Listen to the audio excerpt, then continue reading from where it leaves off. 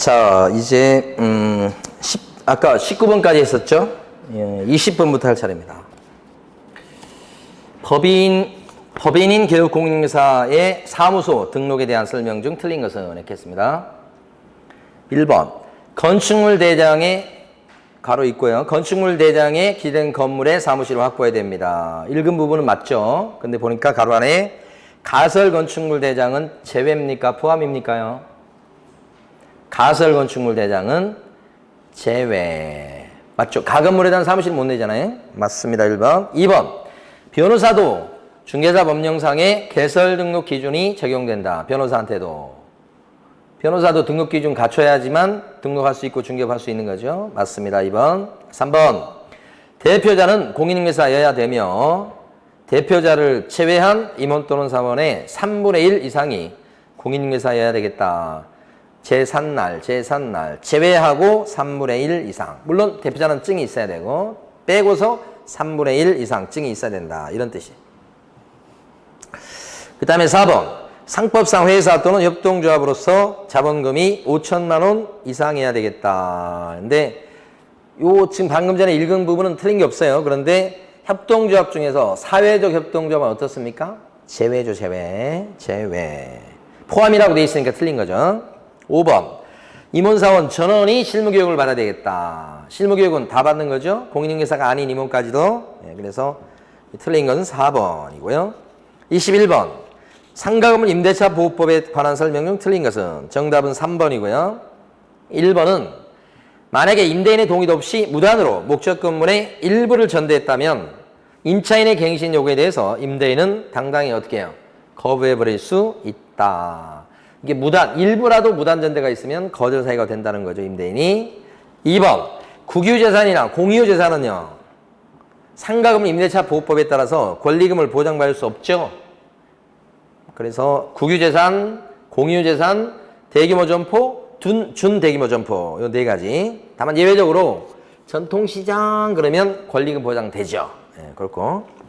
그 다음에 3번입니다. 임대인의 동의를 받고 전대차 계약을 체결한 전차인은 임차인의 갱신 요구권 행사 기간 이내에 직접 임대인에게 갱신 요구권을 행사할 수 있다 그랬습니다. 직접 행사할 수 있습니까요? 전차인 같은 경우는 임대인의 동의가 있는 적법한 전대차일지라도 직접 행사는 못합니다. 대위 행사하는 거죠. 그래서 3번 틀렸죠. 4번 기간을 1년 미만으로 정한 경우에 임차인은 1년 미만으로 정한 기간에 유효함을 주장할 수가 있다 그랬습니다. 1년 밑으로 정했을 때 한 6개월 했다. 그러면 임차인은 나 6개월만 장사하고 나갈래? 할 수 있다는 뜻입니다. 임차인만 그럴 수 있어요. 맞고요. 5번 임대차 계약을 체결하려는 자는 임대인의 동의를 받아서 관할 세무서장한테 정보 제공 요청을 할 수가 있다. 임대차 계약을 체결하려는 사람은 아직은 이해관계인이 아닙니다. 그러니까 이때는 주인의 동의가 필수입니다. 여기서 핵심은 뭐냐? 어디 가서 정보를 좀 달라고 요구할 수 있고 떠들어볼 수 있다는 거냐? 세무서장이죠. 세무서장에 주목하셔야 됩니다. 세무서장한테 가서 정보 제공 요청할 수 있다는 거. 상가니까 그렇습니다. 주택은 어디 가서 정보 제공 요청할 수 있죠? 주택은 확정일자 찍어준대. 부여기관 이렇게 되고요. 상가는 그냥 명시적으로 세무서장한테 정보 제공 요청할 수 있다고 돼 있어요. 자, 정답은 3번이었고 22번의 정답은 22번 문제가 좀 어려워요. 정답은 2번에 2개예요. 2개. 자, 기억본부터 봅니다. 기억본에 보면 자격을 취득한 자인데 개설 등록은 안 했대요. 지금. 그러면 공인중개사라는 명칭을 쓸 수 있다 없다? 자격을 취득했어요. 지금 공인중개사예요. 근데 등록을 안 하고 오픈 안 했을 뿐인 거예요. 그러니까 개공은 아니지. 공인중개사예요. 그러면 공인중개사라는 명칭은 쓸 수 있는 겁니다. 증이 있으니까. 예. 기억본은 맞는 거. 니은번. 개업 공인중개사가 설치한 5개 광고물에 성명을 거짓으로 표기했을 때는 500만 원 이하의 과태료가 부과된다 그랬습니다. 성명을 거짓으로 표기했다 그러면 이게 이제 간판 실명제를 어긴 겁니다. 5개의 광고물에 이름을 적어야 되죠. 이름을 적지 않거나 아니면 허위로 표기하면, 거짓으로 표기하면 이건 백과입니다. 그래서 500만 원 이하의 과태료가 아니고 100만 원 이하의 과태료. 이건 거짓 광고하고 다릅니다. 간판에 사장님 이름이 들어가야 되는데, 그쵸? 그 간판에 사장 이름이 거짓으로 들어갔다, 거짓으로 써놨다. 그러면 이건 백과입니다. 자, 볼게요. 5개의 광고물 얘기고요. 간판인 얘기입니다. 5개 광고물 간판에 반드시 들어갈 게 뭐냐. 여기 딱 들어갈 것은 간판 실명제예요. 실명제. 이름 들어가면 돼요. 근데 또 한 가지 광고를 한번 생각해 보세요. 중개상물에 대한 표시 광고. 근데 광고 매체 중에 가장 중요한 게 간판이긴 한데 이 간판을 뺀 나머지 광고 매체물을 얘기합니다. 여기에 들어갈 게 뭐가 있죠? 성명, 이소연 이런 게 들어가야 되죠. 그죠? 그 다음에 등자가 더 들어갔죠. 이번에 등록번호까지 광고 전단지라고 생각하시면 돼요. 광고 전단지. 그죠? 근데 이게 인터넷 광고다 그러면 어떻게 해요? 인터넷 광고는 성명, 이소연 여기에다가 이소연 등에다가 플러스 뭐요? 소면, 가격 등 요게 더 추가됩니다. 소면, 가격 등 이렇게. 성명, 이소연 이렇게 한 다음에 소면, 가격 등 이게 추가된다고요. 이게 추가되는 거 이렇게. 인터넷 광고일 때는 여기 추가되는 거 이렇게 두 가지가 있죠. 근데 이제 또 뭐가 있는가? 요 광고 낼 때 두 번째가 뭐냐면 이런 거요. 부당한 광고하면 돼요, 안 돼요? 부당한 광고는 법상 법 위반이 된다 이거지. 부당 광고. 부당 광고는 하면 안 되는 거예요. 부당 광고 어떤 것들이 있어요? 허위 매물 광고. 그 다음에 여기 거짓 광고. 그 다음에 과장 광고 이런 거. 이런 것들이 이제 부당 광고. 근데 요게 이제 안 지키면 어떻게 되느냐. 이렇게 성명, 이소연 등 이런 걸 빼먹었잖아. 누락이 했잖아. 등록번호 같은 거 누락했죠. 이건 100과고요. 부당 광고하면 이건 500과입니다. 500과. 간판 실명을 어기면요. 성명을 안 적으면. 여기에 거짓으로 성명을 기재하면요. 거짓으로 표기하면요. 성명을. 그럼 이것도 성명 안 적은 거하고 똑같아요. 이거 100과예요. 100과. 그러니까 이걸 지금 쓰고서 500과라고 한 거잖아요. 500과 안에 100과예요. 거짓 광고가 500과지. 거짓 광고가. 그래서 크게 여러분들은 간판 얘기하고 일반적인 광고지하고 이게 두 개 쫙 구별하셔야 돼. 간판 실명제, 간판 실명제. 요건 적을 게 이것밖에 없어요. 법상 적을 의무가 있는 거. 이것밖에 없다고요. 자, 그 다음에 디귿번. 보조원은 중개사무소의 명칭, 소재지, 연락처, 자기의 성명을 명시해서 중개대상물에 대한 표시광고할 수 있다. 이 표시광고를 보존이 할 수 있나요? 못하잖아요. 이 표시광고는 누구만 할 수 있죠? 계곡만 할 수 있는 거잖아요. 계곡만. 그 다음에 리얼범. 계열 공인인증서가 설치한 5개 광고물에 인식할 수 있을 크기의 연락처를 표기하지 않으면 5개 광고물에 연락처를 안 적으면 그때는 100만 원 이하의 과태료 대상이 된다. 아니 5개 광고물에 대한 연락처 적으라고 하는 법이 어디 있어요? 없잖아요. 이름만 나오잖아요. 이름. 그래서 간판 실명제, 간판 연락처제 어디? 연락처 이거 적는 거 아니에요. 이거 안 적었다고 과태료 받는 건 아니라고요. 근데 이제 광고 목적으로 어떻게 해요? 연락처를 여기다가 전화번호 같은 거 적긴 적죠? 적을 의무가 없다는 거예요. 오해하시면 안 돼요. 그 다음에 미연벌은 개혁공인인증서가 사무소에 설치한 5개 광고물에 개혁공인인증서의 성명을 표시하지 않았을 때는 등록관청은 그 간판에 철거를 명할 수 있다고 그랬잖아요. 간판 철거를 명할 수 있다. 지금 요거잖아요. 이거. 여기다가 이름을 안 적었어. 그럼 이름을 안 적은 이 간판은 어떤 간판일까요? 이름을 안 적은 간판이야 지금. 이건 잘못된 간판이지. 그러니까 이름 안 적어놨으니까 100과이기도 하지만 잘못된 간판이잖아요. 그러면 이건 뭐예요? 철거 명령 대상. 근데 자진 철거 안 하면 등록관청이 철거 명령을 받고도 자진 철거 안 하면 뭐 할 수 있어요? 대집행 들어갈 수 있죠? 잘못된 간판, 법 위반 간판은 대집행 들어갈 수 있는 거예요. 그러니까 미음번은 맞죠. 그러니까 옳은 것은 처음에 나온 기억번하고 제일 끝머리 미음번 두 개입니다. 자, 23번입니다. 복수정답 된 거요. 작성 방법에 관한 기술 중 옳은 것은 했습니다. 1번. 이게 틀렸어요. 1번. 중요합니다. 단독 경보용 감지기, 이거 경보기는 주거용 건축물에 대해서만 적습니다. 대신 아파트 뺀 주거용 건축물을 적어주는 거예요. 포함하여 요게 틀린 거죠. 그 다음에 2번. 벽면 도배 상태는 이게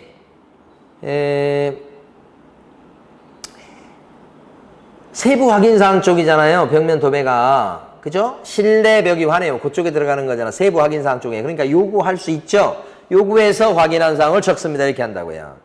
2번 맞는 거요?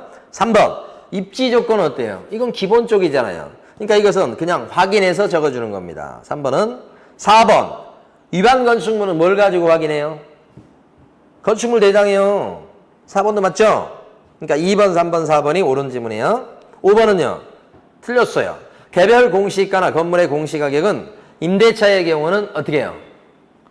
기재하지 않는다가 아니고 기재를 생략할 수 있습니다. 이렇게 하셔야지. 기재를 생략할 수 있습니다. 이렇게 하셔야지. 기재하지 않는다 그러면 안 되고. 그렇죠? 그러니까 1번과 5번은 틀린 겁니다. 그 다음에 24번 중개상물이 아닌 것은 이렇게 했고요. 정답은 3번. 3번 3개입니다. 아닌 거 고르라고 그랬죠? 어업재단 아니죠? 니은번 선박 아니죠? 톤수 관계없어요. 명인박물과 같은 수목이 집단은 돼요. 가압류된 공장도 위험하지만 돼요. 공장요, 공장 됩니다. 근데 그 뒤에 거 거래처, 신용, 영업상의 노하우 이거 안 돼요. 제일 마지막 거 지상권 설정 계약의 목적인 일필 토지의 일부, 한 필지 땅의 일부인데 이게 지상권 설정한다는 거예요. 지상권은 빌려주는 거잖아요. 이런 건 돼요. 처분행위는 안 되는 거지만 그래서 이게 3개가 됩니다. 중간말이 아닌 것은 기역, 니은, 미음번 이렇게 3개죠. 25번 복비 계산하는 문제입니다. 그래서 Y씨의 중개사무소를 둔 개공 A의 중개로 매도인 갑과 을 이렇게 나오죠. 그러니까 갑이 매도인, 을이 매수인 이렇게 둘이 매매를 한 거예요. 집에 대해서. 근데 2억에 매매를 했고요. 동시에 을이 임차인 병에게 여기는 이제 병입니다. 병은 이제 임차인입니다. 여기 임차인. 여기 이제 뭘 했습니까? 월세를 놨죠. 3천에 20에 월세를 놓은 겁니다. 3천에 보증 3천에 월세 20에 월세 계약을 했다. 이거 임대차로 지금 표시되어 있어요. 이렇게요. 그랬을 때 A가 을에게 받을 수 있는 복비가 어떻게 되냐? 이게 주택이란 말입니다. 주택 맞죠? X주택이라고 돼 있으니까 그럼 조례표가 적용되죠? 밑에 박스가 적용된다고요? 그래 보니까 매매권에 대한 복비 요거 계산 한번 하고요. 그 다음에 요 임대차 월세권에 대한 복비 계산해서 을한테는 2개를 다 받을 수 있죠. 그죠? 그러니까 요때는 보니까 여기가 계산하면 2억 곱하기 2억일 때는 밑에 박스에서 보시면 2억은 얼마예요? 매매 쪽이니까 2억이다 그러면 0.4네요. 80이네요. 80만 원. 한도액은 있습니까요? 없는 한도 있네 거기요. 그러니까 일반한테 받을 수 있는 복비가 이거 80만 원이고 요 월세권 해보셔야 돼. 월세권. 이건 월세는 이제 임대차 등가셔야 돼. 거기 이거 환산하면 딱 5천 나왔죠. 월세 곱하기 100 더하기 3천 이렇게 하니까 딱 5천이에요. 딱 5천. 다 합산 금액이 5천이면 곱하기 70 해요, 안 해요? 안 합니다. 5천만 원이 안 됐을 때만 곱하기 70 한다고요. 그러면 그대로 이거 5천만 원이 거래 금액이에요. 조례표 5천이면 임대차 등칸에서 5천이면 0.4지요. 0.4한 가지요. 이렇게 4하면 얼마예요? 20만 원이죠. 한도액은요? 30만 원? 있긴 있죠? 근데 안 넘었으면 됐죠. 둘 중에 적은 거. 일반한테 받을 수 있는 복비가 3천에 20짜리라고 한다면 요 20만 원, 20만 원. 아까 요 사람한테 요 매매권은 요 80 받죠? 그럼 을은 80 더하기 20에서 100을 부담하는 거죠. 100을. 최고로 부담하면. 그래서 정답이 2번. 26번에서요. 26번 잘 봐두셔야 돼요. 정답은 틀린 것을 고르라고 그랬는데 4번이 틀렸죠. 정답은 좀 쉬운 편인데 1번 확실히 알아두세요. 투기과열지구에서 소지하는 주택으로 해서 실거래가가 9억을 초과하잖아요. 그러면 거기 나온 거예요. 주택에 대한 거래계약 체결을 했을 때 자금 조달 계획서를 내는 정도가 아니고 자금 조달 계획을 증명하는 서류, 증빙 서류를 내게 돼 있어요. 자금 조달 계획서는 당연히 내고요. 더 나가서 증빙 서면을 제출하게 돼 있다. 뭐일 때요? 9억 초과일 때. 그죠? 그래서 9억 초과하는 과열지군의 주택일 때 그때는 증빙서면을 제출하도록 돼 있다. 증빙서면 이렇게 그냥 자금 조달 계획서 그건 내는 건 당연하고 플러스 뭐예요? 증빙서면 9억을 초과해야 됩니다. 9억을 초과하는 투기과열지군에 들어가는 주택일 때 그렇습니다. 투기과열지구입니다. 이게 1번 지문 꼭 알아두세요 여러분. 제가 이제 평상시에 이거 강조해서 설명드리지 않았던 내용인데 나올 수도 있을 것 같아요. 9억 초과해서 투기과열지군의 주택에 대해서 매매했을 때 그때는 어떻게 된다고요? 증빙 자료 내라 이 뜻이에요. 계획서는 당연히 내고 그럼 말할 것도 없고. 2번 개별 공인인증서가 신고 의무자일 때는 소수 공인인증서는 전자문서로 부동산 거래계약 신고서의 제출을 대행할 수가 없다 그랬습니다. 소공이 전자문서로 신고서에 제출을 대행할 수가 없다 그랬었는데 소공은요, 전자문서로 못하죠. 아시죠? 소공 전자문서 못한다는 거. 그래서 2번은 맞고. 3번. 국토교통부 장관 및 신고관청은 신고 내용의 조사 결과 내용이 2번 부동산거래 신고에 관한 법률, 그 다음에 주택법, 공인중개사법, 상속 및 증여세 등 다른 법률을 위반했다고 판단이 되면 국장이나 신고관청이 수사기관에 고발하거나 관계행정기관에 통보하는 등 필요한 조치를 할 수 있다. 잃어버릴 수 있다는 얘기입니다. 누가요? 국장이나 신고관청이요. 검증을 딱 해보니까 이거 뭐 세금, 상속세 같은 거 탈루한 것 같아. 그러면 그 뭐예요? 통보해주거나 아니면 수사기관에 고발 조치를 취할 수 있다는 뜻입니다. 이것도 조문에 있는 거예요. 익혀두세요. 3번 더. 4번 세무관서회장, 관할 세무관서회장은 부동산 거래 신고 사항에 대해서 부동산 거래 가격 검증 체계에 의해서 적정성을 검증해야 되겠다. 이거 쉬운 거네요. 적정성을 검증할 사람은 누구예요? 여러분, 누구? 적정성을 검증하는 사람은 신고관청이에요. 세무서장 아니고. 4번 틀린 거. 5번. 부동산 거래 계약을 신고하려는 자 중 매수인 외의 자가 자금 조달, 입주 계획서를 제출하는 경우. 그러니까 매수인이 원래 그런 정보를 갖고 있을 텐데 매수인 외의 자가 자금 조달 계획서나 입주 계획서를 제출하는 경우에는 매수인은 부동산 거래 계약을 신고하려는 자에게 계약 체결일로부터 25일 내에 자금 조달 계획서와 입주 계획서를 제출해야 되겠다. 25일이라는 기간 아셔야 됩니다. 매수인이 신고 의무자한테 제출한다는 거예요. 그러면 신고 의무자가 이제 30일 내에 자기는 또 제출해야 되는 거니까 말미를 한 5일 정도 주는 거죠. 아무래도. 5번도 잘 익혀두셔야 되고요. 자, 27번입니다. 등록 취소하여가 아닌 것은 했고요. 정답은 4번입니다. 27번 좀 까다롭습니다. 27번의 1번 같은 경우는 임시 중개 시설을 설치했다. 그죠? 6개월 임시 이사를 겸직한 송기정 씨는 이거 나왔죠. 6개월 임시 이사. 그거 임등치잖아요. 그 다음에 2번은 7일 내 정보를 공개 안 했다. 정보 공개 의무 위반이죠. 손기정 할 때 정자입니다. 손기정 씨 정자, 임등치. 3번은요. 14조 위반이죠. 겸자예요. 겸자. 그죠? 자, 6개월 임시 이사를 겸한 손기정 씨. 겸자입니다. 14조 위반이에요. 임등치. 4번. 정보망에 중개사물에 관한 정보를 거짓으로 공개했다. 이거 업무정지예요. 좀 어렵죠? 이걸 통해서 익혀두시면 됩니다. 업무정지입니다. 이거. 등록 취소까지는 안 갑니다. 5번. 부득이한 사유도 없이 6개월을 초과해서 업무 개시 않고 있다. 바로 6개월을 초과해서 무단으로 휴업한 꼴. 따라서 이것도 임등치. 우리가 임등치 사유 암기할 때 6개월 임시 이사를 겸직한 송기정 씨는 할 때 6개월 그거예요. 다 임등치인데 4번만 업무정지. 27번 동그라미 X 하십시오. 뭐 이런 겁니다. 기억권 특별시장, 광역시장 또는 특별자치시장 그죠? 특별자치시장, 도지사 또는 특별자치도지사는 뭐 시도지사예요. 그렇죠?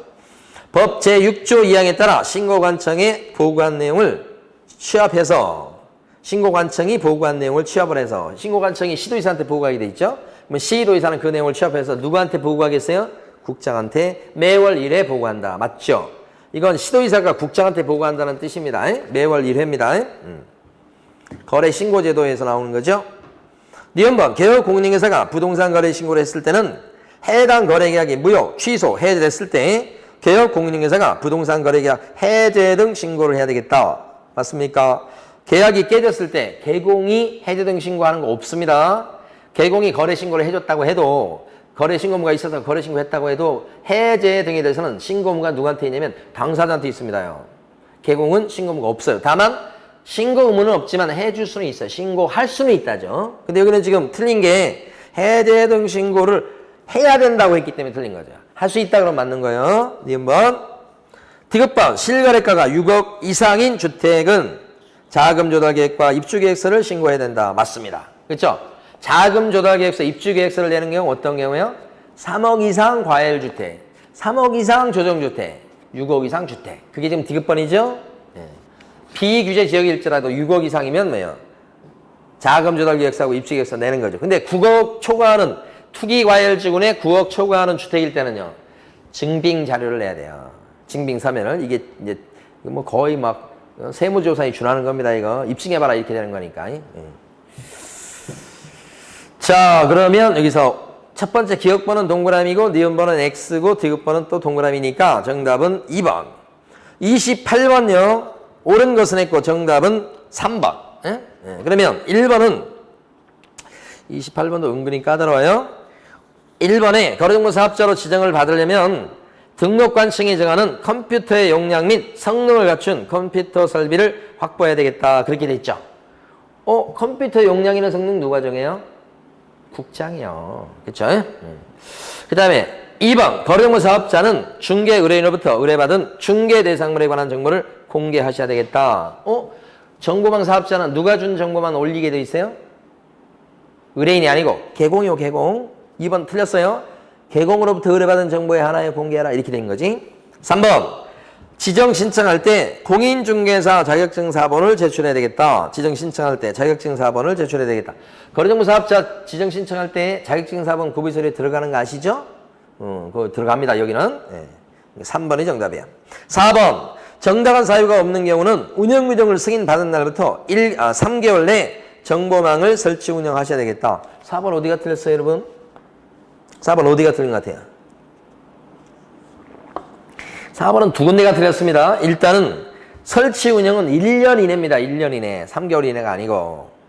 운영 규정을 승인받는 게 3개월이고 설치 운영하는 것은 1년 이내입니다. 1년 이내. 근데 그게 언제부터 1년을 따져요? 운영 규정 승인받은 때부터 1년 따지는 게 아니라고 그랬죠.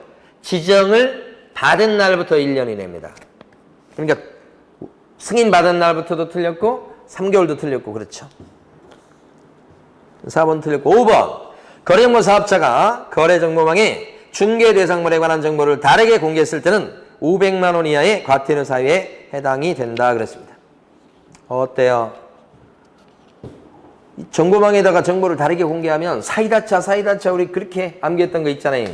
거래정보 사업자가 개공 이외의자의 정보를 공개하거나 다르게 공개하거나 차별적으로 공개되도록 했다. 여기서 다잖아.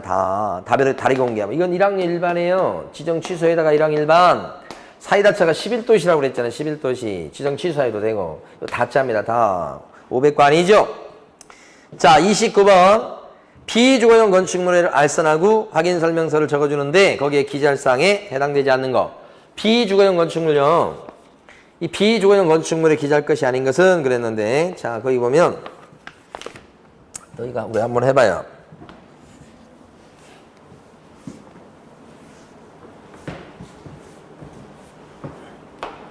암기하실 때 확인설명서 양식 자체가 하나, 둘, 셋, 네 개인데 주, 비, 토, 입 이거잖아 이거. 주, 비, 토, 입 이렇게 되잖아요.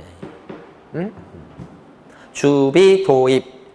주피터의 입술 이렇게 1번, 2번, 4번, 3번, 4번 서식. 여기 암기하실 때는 임금님이 환경, 비옷을 입고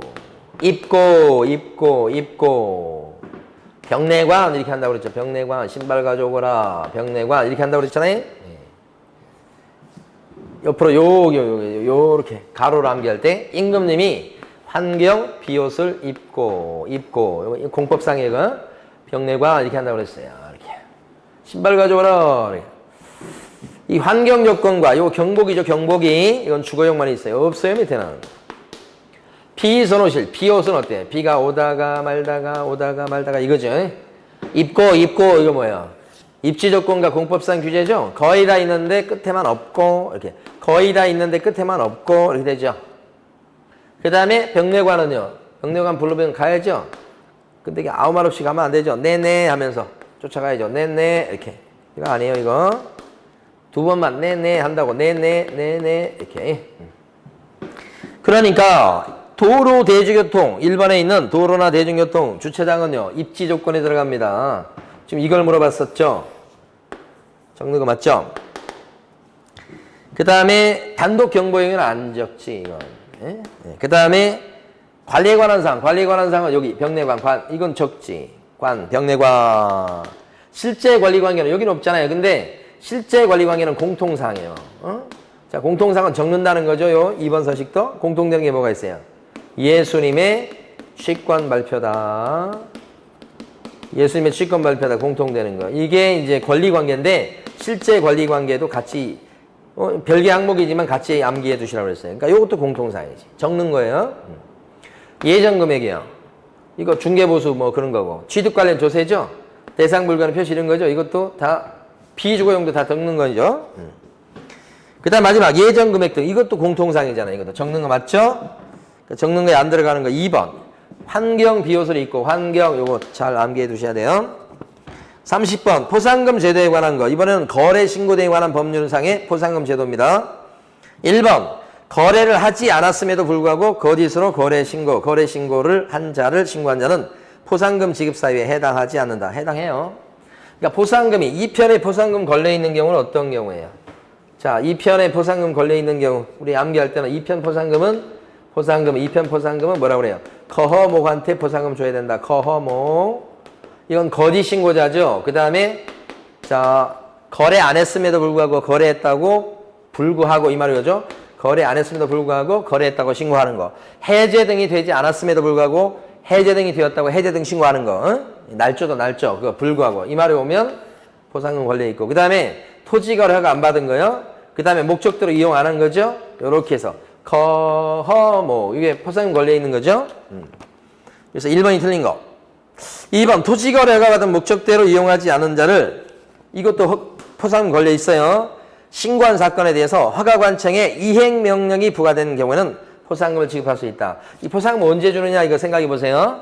포상금 언제 주느냐와 관련해서 이런 경우는 이행명령이 있게 되면 벌써 줘요. 요 토지거래 허가 안 받는 것은 공소제기나 또는 기소유예 결정이 있으면 줘요. 형사처벌 받는 거여서 그래요. 이게 2년 이하의 적이나 30% 이하의 벌금이잖아. 형사처벌 때문에 이렇게 기소만 돼도 아니면 기소유예 결정 받아도 포상금을 주더라 이거고. 얘는 과태료가 부과돼야 됩니다. 과태료 부과. 과태료가 매겨졌을 때 포상금 나온다고요. 부과 이렇게 되고요.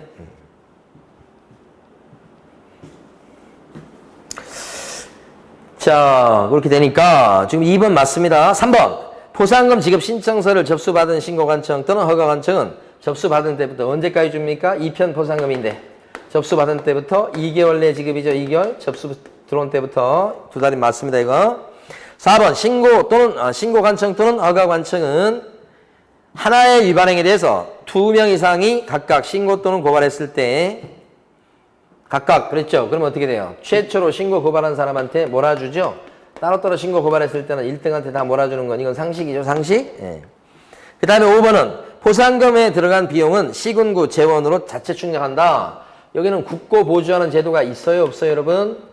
2편 포상금에서는 국고 보조하는 제도가 없습니다. 시군구 재원으로 자체 충당하는 거니까요. 다 맞는데 1번이 틀렸죠? 1번. 불구하고 이 말 오면 이것도 포상금 걸려 있어요. 불구하고 이 말 오면. 자, 31번입니다. 전속중개계약서에 관한 설명 중 틀린 것은 했고 나머지는 다 맞고요. 1번 지문이 틀렸습니다. 1번 보면 개업공인중개사가 전속중개계약을 체결한 때는 지체 없이 중개사법 제24조 규정에 의한 정보망 또는 일간신문에 중개대상물에 관한 정보를 공개해야 되겠다. 지체 없이 공개입니까? 지체 없이 공개 아니고 7일이내 공개죠. 아니면 아예 안 쓰든지. 그죠? 지체 없이 공개하면 틀리죠. 1번 틀리고요. 나머지 것들은 이제 다 맞는 얘기가 되겠습니다. 좀 살짝 조심한 게 3번, 5번 이런 거 조심하셔야 돼요. 3번 보시면 전속중개계약을 체결한 개국은 중개대상물에 대한 공시가를 반드시 공개해야 되는 것은 아니다. 공시가는 공개하지 아니할 수 있다. 그런 얘기죠. 임대차에 대해서 의뢰받았을 때는 공시가는 공개하지 않을 수 있다. 그것이 이제 작용하는 거죠. 그러니까 3번은 맞습니다. 5번은요. 인적사항은 어떻게 돼요? 인적사항은 절대 공개해서는 안 된다죠. 3번, 5번 잘 구별하셔야 돼요. 32번 자격 정지 기준으로 다음 중 옳은 것은 몇 개인가 그랬습니다. 이 자격 정지 기준이 자격 정지 기준 기간 물어보고 있는데요. 자격 정지 사유를 먼저 암기하셔야 되겠죠. 자격 정지 사유는 어떻게 돼요? 자정에 이소란 사람이 거금을 갖다가 확인하고서 날인해 줄 건데 날인을 안 했다. 뭐 이런 거잖아요. 자격 정지는 전부 다 소공이 얻어맞는 거니까 소공이 다 이런 짓을 했다는 얘기입니다. 이중소송, 거짓기재 또는 이중계약서 작성, 금쟁이 많죠, 이거 되게. 확인 설명 잘못한 거, 잘못. 인장을 등록하지 않거나 등록한 인장을 써먹지 않았을 때, 그죠? 서명 및 날인할 건데 서명 및 날인을 안 했을 때, 그죠? 확인 설명서하고 계약서에다 그런 거예요. 이거 소공이 그랬다면 자격 정지사유. 그 중에서 이제 가만히 보면 앞에 있는 요 이소거금까지가 기준기간이 6개월짜리고 뒤에 요 세 개가 기준기간이 3개월짜리니까요. 그래서 지금 박스에 보시면 첫 번째 점이 소공이면서 임원이 됐다는 거니까 이중 소속에 들어가는 거잖아요. 그럼 기준기간은 6개월짜리 맞죠? 두 번째 점은 성실 정확하게 확인 설명 안 했다고 하는 거니까 확자입니다. 설명을 잘못했다는 거니까 기준기간 3개월 맞죠, 이것도. 자, 세 번째입니다. 보수를 초과해서 받았다가 금지행위죠. 이건 6개월짜리입니다요. 이것도 맞네. 자, 네 번째 거짓으로 기재했다고 거짜요. 이것도 6개월짜리. 이것도 맞네. 자, 쌍방 내리는 금지행위 들어가죠. 그러면 6개월 하셔야죠. 네, 3개월로 되어 있으니까 제일 마지막 거 하나만 틀렸습니다. 옳은 것은 4개죠. 그래서 정답이 4번. 33번요. 법정이상권에 대한 설명 중 틀린 것은 이렇게 했습니다. 1번.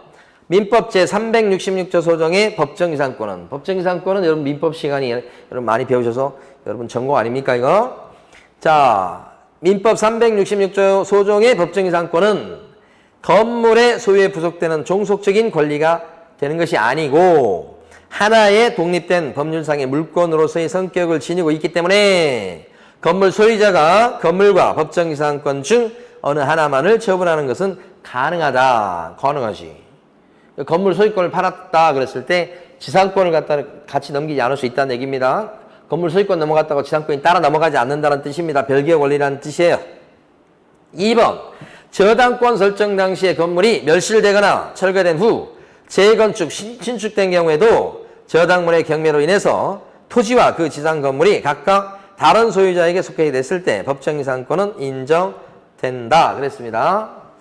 이거 뭘 보셔야 되냐면 그러니까 저당권 설정 당시에 건물이 있었긴 있었어요. 근데 멸실되고 다시 건물 신축했어요. 그러면 인정돼요. 하여간 저당권 설정할 당시에 건물이 있었으면 돼요. 무허가도 괜찮고 어떤 건물이 나중에 헐고 다시 해줘도 마찬가지예요. 일단 법정이상권은 인정된다 이렇게 하시면 돼요.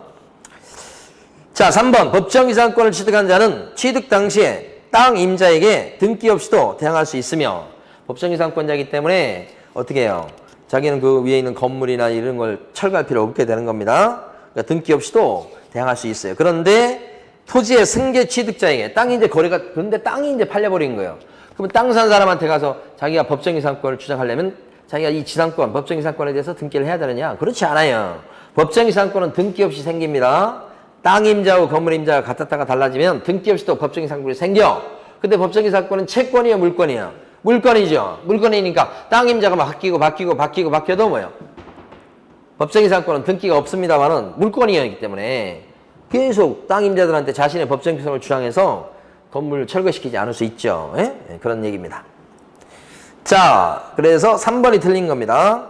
4번. 나대지에 저당권이 설정된 뒤에 저당권 설정 행위가 그 행위가 그 위에 건물을 건축했다가 저당권 설정자가 그 위에 건물을 건축했다가 담보권 실행을 위한 경매로 인해서 토지와 지상 건물이 소유자를 달리하게 됐을 때 땅하고 건물 임자 달라졌어요. 근데 처음에 저당권 설정할 당시에는 건물이 없었지. 나중에 지은 거예요. 이러면 이게 땅 임자와 건물 임자가 혹시 경매를 통해서 달라지더라도 건물 임자한테는 법정이상권을 인정해주면 안 돼요. 나대지 상태에서 저당권 설정할 당시에 은행은 나대지를 감안해서 대출이 나온 게 되기 때문에 나중에 건물 지어졌다고 해서 법정이상권을 인정하면 나대지 상태에서 담보 잡고 대출해준 은행을 해치게 돼요. 그래서 인정될 수가 없고, 복잡한 건 다 그렇고요. 나대지 나오면 인정이 안 돼요. 네, 그렇게 보시면 되고. 5번. 미등기 건물을 대지와 함께 매도했으나 대지에 관하여만 땅에 대해서만 매수인 앞으로 등기를 했습니다. 그때는 매도인에게 관습법상의 법정이상권은 성립하지 않는다. 이것도 안 되는 거야. 이것도 기억하실 때 미등기 건물도 원래 법정이상권이 인정이 됩니다. 이거 오해하시면 안 돼요.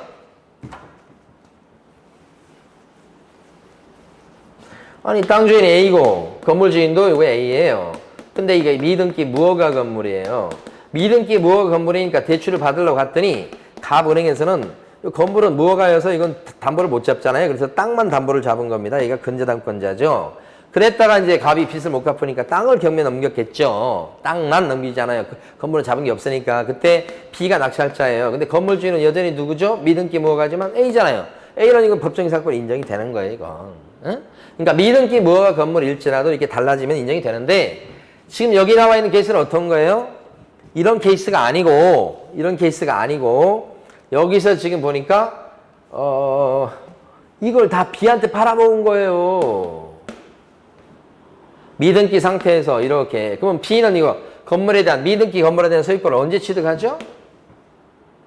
등기를 가져와야 취득하는 거예요. 근데 등기 가져올 수 있나요? 미등기인데 가져올 수 없잖아요. 그러니까 돈 주고 샀습니다만 이 사람은 법률상은 소유권자가 아닌 거예요. 땅에 대해서는 등기를 가져올 수 있죠. 이런 케이스. 그렇죠? 이런 케이스였다가 딱 여기다가 만약에 근저당 설정을 했다가 이게 이제 달라지는 이런 케이스. 그럼 여기서 이제 이렇게 된 케이스에서는 관습법상의 법정이상권도 인정될 수가 없다. 이게 사실 명목상 A지만, 그렇죠? 원래 소유권은 지금 법률상 A한테 남아 있는 거잖아요. 그럼 A한테 법정이상권이 인정될 바란데 A한테 인정해줘야 되겠어요, 지금? 이거 집 팔아먹고 돈 받고 딴 데가 있는데 인정될 수 없다는 겁니다, 이게. 이것도 복잡하고 여러분들은 미등기 건물인데 건물이랑 땅을 같이 매매를 했다, 같이 거래했다 그러면 인정이 안 된다고 그러고요. 미등기 건물인데 이제 땅의 임자가 이렇게 달라졌다, 이렇게 같이 거래한 게 아니고 땅의 임자가 틀려졌다, 경매나 이런 걸 통해서 그러면 미등기 건물도 인정돼요. 지금 5번에서 어디가 포인트? 대지와 함께 매도했으나 여기가 포인트. 인정이 안 됩니다. 나대지 그러면 인정이 안 돼요. 미등기 건물인데 대지와 함께 거래 인정 안 돼요. 34번 확인 설명 음에 관한 설명 중 틀린 것은 그렇게 했습니다. 다 맞고요. 설명드릴 것도 없는데 5번 보세요. 5번 소공이 확인 설명을 갖다가 어떻게 했어요? 지금 부정확하게 했죠. 그러면 어떻게 돼요? 소공은 자격정지입니다요. 500과 아닙니다. 개공이 설명을 잘못하면 뭐예요? 개공이 설명을 잘못하면 부정확하게 하면 500과죠. 개공은 500과 소공이 그렇게 잘못 설명하면 자격정지예요. 5번 X 주의하셔야 됩니다. 35번요.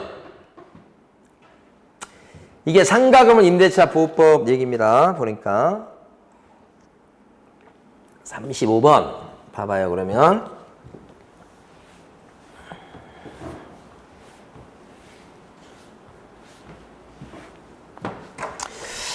개혁공인회사 갑이 상가 임차인 을이 자신이 운영했던 서울특별시 내의 점포를 신규 임차인 병에게 이렇게 권리금 1억을 받아먹고 양도합니다. 권리금 1억을 주죠. 이렇게 임차권 요리 넘어가는데 권리금을 준단 말이에요.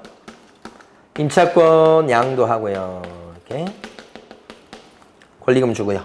여기 이제 요 점포인데 점포 주인은 누구냐면 거기 보면 정이에요. 정. 임대인 정과 이 정이 이제 임대인 점포 주인 여기가 임대인 여기가 점포. 그러니까 이 점포를 갖다가 을이 빌려가지고 이렇게 장사를 잘했나 봐요. 그래서 이걸 권리금 받고 넘기는 거예요, 지금 우리. 자, 서울입니다, 이 지역은. 자, 옳은 것은 그랬습니다. 1번. 정은, 여기 정이 여기요. 임대차 기간이 끝나기 6개월 전부터 1개월 전까지 을이 데려온 병과의 임대차 계약을 정당한 사유 없이 거절할 수 없다. 그래요? 이렇게 데려오면 이건 임대차 계약을 해줘야 돼요. 정당한 사유 없이 거절할 수 없어요. 그게 맞는 얘기인데 문제는 뭐예요? 언제 데려왔어야 됩니까? 을이 언제 데려왔어야 돼요? 이 사람을 임대차 기간이 끝나기 6개월 전에서 언제까지요? 6개월부터 종료시까지 요 사이에 데려와야 돼요. 6개월 전부터 1개월 전까지가 아니고 그죠? 권리금을 보장받으려면 새로운 임차인을 새 임차인을 언제까지 데려와야 돼요? 6개월 전부터 6개월부터 종료시까지 요 사이에 데려와야 돼요. 틀렸죠 1번. 2번. 만약 정이 을이 알선한 병에게 을에게 권리금을 지급하지 못하게 하는 거. 병으로 하여금 을에게 권리금을 지급하지 못하게 했다 이 말이에요. 그렇게 행위를 했을 때는 정은 을에게 손해배상 책임을 진다. 그쵸? 이렇게 쳐들어갈 수 있죠. 정당한 사유 없는 한 이걸 안 했어 이 사람이. 이거 못하게 만들었어 정이. 그러면 어떻게 돼요? 손해배상 청구지. 이렇게. 자, 그래서 2번은 맞고 3번. 이의 경우에 정은 을에게 을이 받기로 하는 권리금 1억 원을 전액 손해배상 해줘야 된다. 지금 받기로한 권리금이 1억이에요. 그때 손해배상 청구할 때는 그러면 손해배상 청구할 때는 1억 원에 대해서 배상 청구를 하는 건가요? 아니죠. 임대차 종료 당시에 점포 권리금을 갖다가 종료 당시에 점포 권리금하고 이 점포 권리금은 감정평가를 하게 돼요. 그 다음에 지급하기로 한 권리금하고 둘 중에서 뭐요? 낮은 금액까지 청구할 수 있죠. 낮은 금액을 넘지를 못합니다. 이게 손해배상 액수가. 그러니까 이것도 틀렸고. 4번 정과 을의 기존 임대차 계약의 조건이 보증금 2억 원에 월세 800만 원인 경우 아니 이게 지금 원래 둘이 임대차 조건이 보증금 2억에 월세가 800이다. 월 800입니다. 맞다. 월세가 800이죠. 그럼 이게 환산하면 이게 10억 규모입니다. 10억. 서울에서 10억 규모다 그러면 어떻게 돼요? 이하 보증금입니까? 초과 보증금입니까? 서울에서는. 서울은 9억 이하잖아. 9억 이하가. 이하 보증금 들어가려면 9억 이하잖아요. 그럼 10억이죠. 그러면 초과 보증금. 초과 보증금에 해당되는 요 상가 임차인 을도 권리금을 보장받나요? 받죠. 초과 보증금일지라도 보장받는 거 있잖아요. 초과 보증금일 때 우리 왕초보는 세표차로 대권을 갱신했다 이런 거 했었죠. 그러니까 초과 보증금일지라도 초과 보증금일지라도 아까 여기 10억 이런 거 자 3기 연체일 때 해지 사유 이거 적용돼요. 표준서식을 권장할 수 있다는 것도 적용됩니다. 대항력도 이게 인정이 돼. 대항력도. 그 다음에 권리금 보장 규정. 지금 나온 거 이거잖아. 권리금 보장 규정도 인정이 되니까 이런 보증 규모일지라도 이렇게 데려오면 임대인은 뭐예요? 체결해줄 의무가 있어요. 원칙적으로. 거절할 수 있다고 하면 안 되지. 그렇죠? 그래서 X. 5번. 임대인 정은 요건 갱신 요건이죠. 자, 임대인 정은 임대차 목적물에 있는 상가 건물을 1년 이상 영리 목적으로 쓰고 있지 않다고 한다면 그때는 병과의 임대차 계약을 갖다 거절할 수 있다. 이거 거절 사유. 원칙은 체결해줄 의무가 있어요. 체결해줄 의무가 있어요. 다만 예외적으로 당당히 거절할 수 있는 경우가 있죠. 당당히 거절할 수 있는 경우 어떤 경우예요? 거절 사유가 되는 거. 어떤 경우인가요? 거절 사유? 어떤 거예요? 자력이 없는 거지를 데려왔더라 이런 거라든지 아니면 어떤 경우에 의무 위반할 우려가 있다든지 이 병이 그렇다는 얘기입니다. 의무를 위반할 우려가 엿보인다든지 아니면 1년 6개월 이상 장사를 안 했다든지 요게 나온 거죠 지금 1년 6개월 이상입니다. 임대인이 선택한 사람인데 그 사람이 배신을 때리고 기존 임차인한테 권리금을 주려고 한다든지 이런 식으로 이랬을 때는 거절 사유가 될 수 있다 이 말이죠. 그러니까 5번도 틀렸죠. 자 36번 반환채무 이행 보장에 관한 설명 중 옳은 것은 모두 고른 것은 그랬습니다. 정답은 36번에 1번이고요. 기억번에 보면 예치 대상이 되는 건 계약금, 중도금 또 뭣도 돼요? 잔금도 돼요. 니은번 개업 공인인계사가 계약금 등 반환채무 이행 보장에 반하는 행위를 했어요. 예치명의자인 개공이 분리시켜 놓지 않거나 임의로건에 쓰거나 보증 설정하지 않거나 그러면 어떤 제재를 받습니까? 업무정지 사유가 되죠. 등록 취소까지는 아니고요. 니은번 X. 디귿번 예치기관은 금융기관, 공제사업자, 신탁업자로 제한된다. 제한된다 그러면 안 돼요. 그 예치기관은 금공신 등등등등등등 예치 업무 도와줄 수 있는 건 싹 들어갑니다. 금공신 등자가 들어갑니다. 등등등등등 제한되는 게 아니에요. 이것도 틀렸죠? 그래서 맞는 것은 여기서 1번 기억번 하나밖에 없습니다. 37번 이행강제금에 대한 설명 중 틀린 것은 이행강제금 토지거래 허가제도에서 나온 이행강제금 얘기하는 거예요.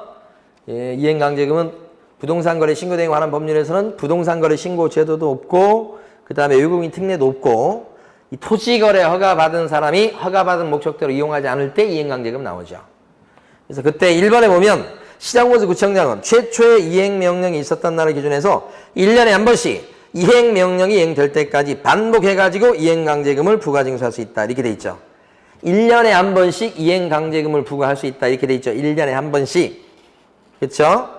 예. 이행명령이 있은 날로부터 1년에 한 번씩입니다. 그 다음에 2번. 이행명령은 시장군수구청장이 상당한 기간을 정해서 문서로 해야 되고, 이행명령은 문서로 해야 되는 거예요. 3번. 이행강제금에 대한 부가처분에 불복하는 사람은 고지서를 받은 날부터 30일 내 시장군수구청장한테 이의신청할 수 있죠. 이행강제금에 대한 이의신청은 30일 이내에 하는 거죠. 30일. 그죠? 30일입니다. 30일. 예. 이행강제금에 대한 이의신청은 30일 이렇게 해요. 자, 그 다음에 1개월 그러면 안 됩니다. 3번 조심하세요. 1개월이 아니고 30일입니다. 이행강제금에 대한 이의신청은. 그 다음에 4번 시장군수구청장은 이용 의무기간이 지난 후에도 이행강제금을 부과할 수 있다. 이건 아시겠죠? 이용 의무기간이 지나 벌써. 그러면 이행강제금 더 이상 부과 못해요. 이용 의무기간 2년짜리, 4년짜리, 5년짜리 기억하시죠? 5번 토지거래계약 허가를 받아 토지를 취득한 자가 직접 이용하지 않고 임대를 놨단 말이에요. 그러면 이때는 허가받은 대로 쓰지 않는 게 돼요. 이때 이행강제금은 빌려줬잖아요. 이렇게 되면 7대입니다. 7%고 방치시켜놨을 때가 제일 안 좋은 거 10대고요. 목적을 변경해서 자기가 쓰고 있긴 해. 그러면 이건 5대고요.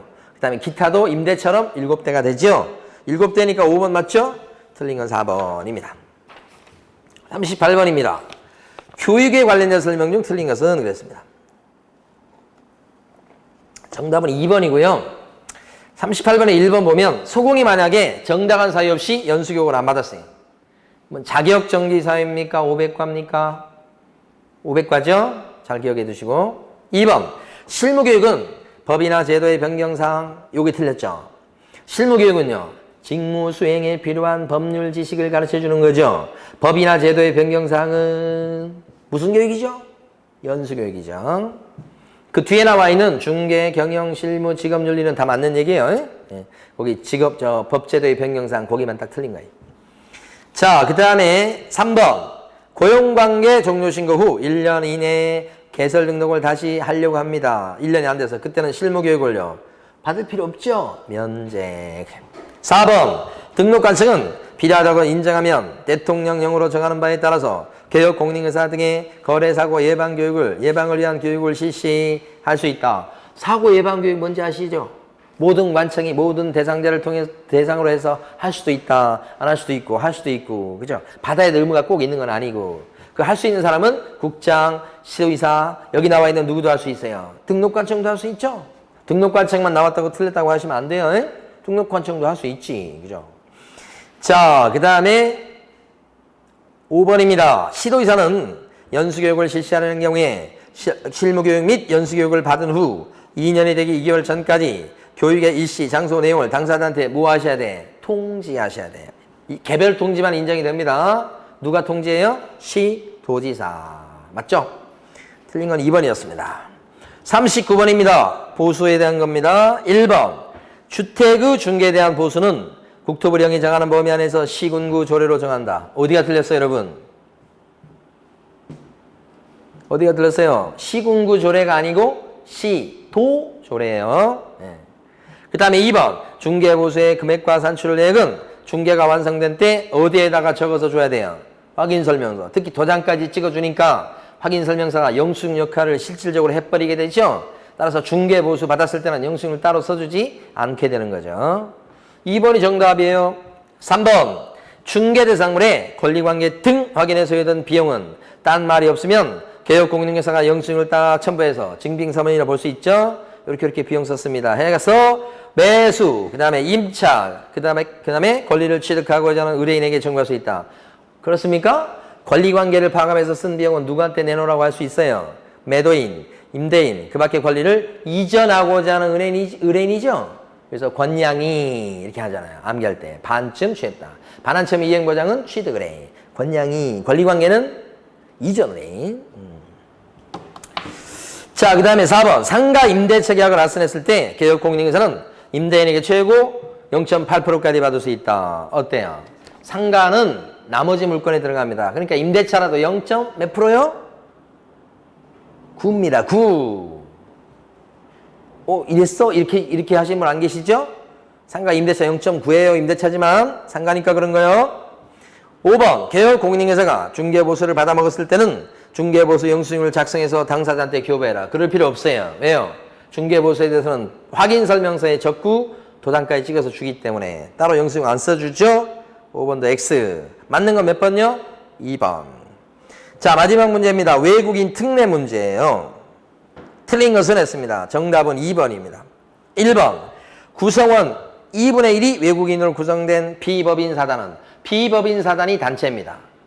그러니까 단체, 법인 다 적용되거든요. 비법인이라고 하는 건 설립등기가 안 된 거, 정식으로. 그 법인을 얘기합니다. 비법인 사단인데, 단체예요, 한마디로. 근데 그 구성원의 절반이 외국 사람이에요. 딱 절반이. 그러면 외국인 등에 들어갑니다. 절반부터 들어갑니다. 외국 사람이 절반부터. 그때부터 외국인 등에 들어가요. 그 다음에 2번. 외국인 등이 원룸 임대차 계약을 체결했을 때는 계약일로부터 60일 내 부동산 소대지 시장군수구청장한테 신고하셔야 되겠다. 이게 외국인 특례를 물어보고 있는 거예요. 거기서 보면 임대차 계약을 체결했을 때는 일단은 외국인 특례에 따른 취득신고 안 하는 겁니다. 그쵸? 응? 3번 경매로 허가 토지를 취득했을 때 취득일로부터 경매는 계약 외 원인이죠. 그때는 취득일로부터 6개월 내 시장군수구청장한테 신고해야 되겠다. 경매는요 계약 외 원인이고 6개월 취득신고입니다. 6개월. 언제부터 6개월이죠? 취득일로부터. 요거 맞죠?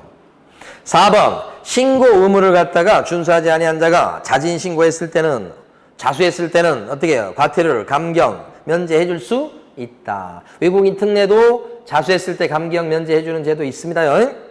그 다음에 5번 외국인 등의 위임을 받은 사람은 외국인 부동산 등 취득 계속 보유 신고 또는 허가 신청서 제출을 갖다가 위임을 받은 사람이니까 위임장 갖고 가서 뭘 해줄 수 있어요? 대신 갖다 내줄 수 있죠? 그러니까 이때도 제출대행 자격이 있는 거죠. 위임장 갖고 가서 하면 되겠습니다. 그래서 제출대행 해줄 수 있다. 위임받은 사람이니까. 그렇죠? 그래서 맞는 얘기입니다. 틀린 거 몇 번? 2번. 외국인 특례는 소유권 취득일 때만 규제하는 거예요. 소유권 취득. 그것도 취득일 때만. 소유권 취득일 때만. 임대차 계약은 외국인 특례하고 관련 없어요. 부동산 거래 신고도 지금 현행법상은 매매일 때만 거래 신고하는 거죠. 네. 자, 이렇게 구별을 해 주십니다. 자, 이렇게 해서 우리가 2회차 모의고사를 봤어요. 자, 요 틀린 문제들 반드시 복습을 하시고, 여러분 지금 2주째 뭡니까? 비대면 수업을 해가지고, 여러분들이 지금 집안에 계시려고 하니까, 네, 좀, 공부가 이게 아무래도 하고 나오는 것보다는 잘 안 되실 거예요. 다음 주에 아마 제 생각에는 여러분들 뵐 수 있을 것 같아요. 네, 그래서 다음 주에는 꼭 얼굴 보면서 수업할 수 있었으면 좋겠습니다. 다음 주에 봬요, 여러분. 네. 자, 수고 많으셨습니다.